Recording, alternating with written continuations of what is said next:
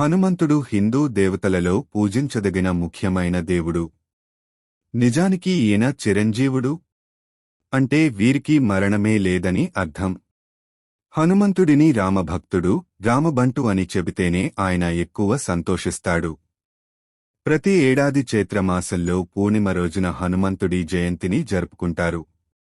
హనుమాన్ జయంతి సందర్భంగా కొన్ని స్తోత్రాలు చెప్పుకుంటే శని దోషం పోతుందని పండితులు చెబుతున్నారు.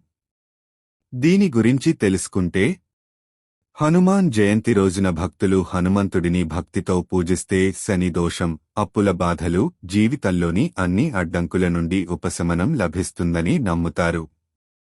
హనుమంతుడిని బలం, జ్ఞానం, భక్తికి చిహ్నంగా భావిస్తారు. ఈయనను వాక్య కోవిదుడు అని అంటారు.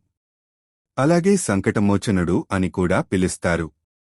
హనుమాన్ జయంతి రోజు రుణమోచన మంగళ స్తోత్ర పారాయణ చేయడం చాలా మంచి ఫలితాలు ఇస్తుందని పండితులు చెబుతున్నారు.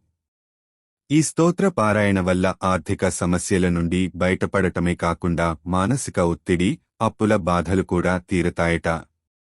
జీవితంలో స్థిరత్వం, శ్రేయస్సు, కష్టాల నుండి విముక్తి మొదలైనవి కూడా ఈ స్తోత్ర పఠనం వల్ల కలుగుతాయి.